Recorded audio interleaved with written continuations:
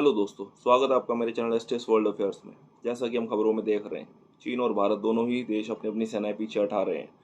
और ये 16वीं जो वार्ता हुई थी हमारी जुलाई में सैन्य कमांडर स्तर की, वहाँ पर ये सहमति बनी और दोनों ही देश हॉट स्प्रिंग और डोगरा से अपने अपनी फौजों को पीछे हटाने को राज़ी हो गए हैं, जहाँ पर पेट्रोलिंग पॉइंट 15 है।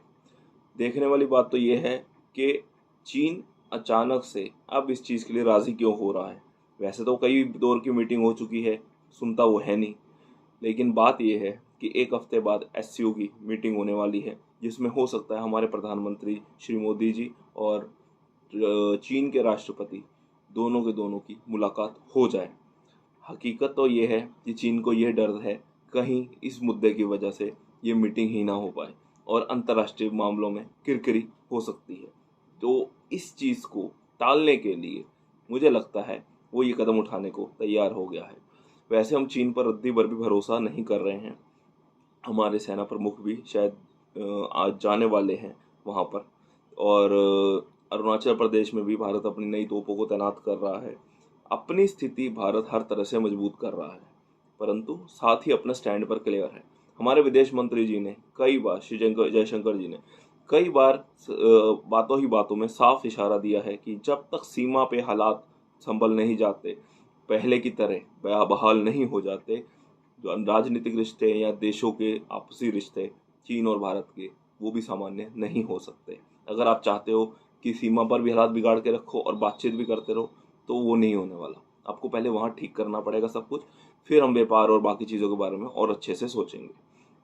जहाँ तक बात रही विदेश नीति के मामलों में टीका टिप्पणी की, कई राजनीतिक दल अपने राजनीतिक फायदे के लिए बहुत टिप्पणियां कर रहे हैं। कई कहते हैं बार बार विदेश दौरे, क्या ज़रूरत है इसकी, क्यों जाना है।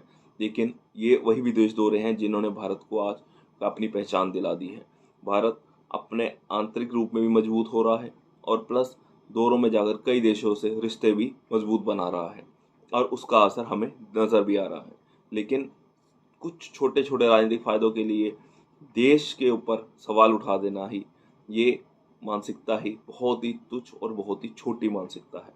ऐसे लोग कभी देश का नेतृत्व कर ही नहीं सकते, उनकी इतनी हैसियत नहीं है। जो बात हम चीन की कर रहे हैं, अगर कर हालात परिस्थिति अभी की हम देखें, चीन ताइवान में उलझा हुआ है, रशिया यूक्रेन में उलझा हुआ है। भारत से संबंध सामान्य करना चीन के लिए बहुत ज़रूरी है इस वक्त। यूएस ने एलएसी के पास आकर भारत के साथ युद्धाभ्यास किया है। चीन को ये संदेश भी दिया है कि अगर तुमने ताइवान की तरफ कुछ किया तो हो सकता है इधर से भारत भी कुछ कर दे। तो ऐसा ना हो, एक कारण ये भी हो सकता है कि भाई वो संबंध सामान्य कर रहा है, ताकि भारत के साथ अगर संबंध सामान्य रहेंगे तो भारत की जो विदेश नीति है बहुत न्यूट्रल है। वो किसी के कहने पर हमला नहीं करेगा, कभी भी करना होगा तो खुद करेगा। तो उसका फायदा भी उसे शायद भविष्य में मिले। तो कई सारी परिस्थितियां, जियोपॉलिटिकल सिचुएशन बन रही हैं। इसे देखना इंटरेस्टिंग होगा कि आगे जाके होता क्या है इस केस में। तो चलिए इंतज़ार करते हैं और देखते हैं कि आगे क्या क्या डेवलपमेंट होते हैं। उसके लिए मैं फिर और वीडियोस लाऊंगा। Thank you.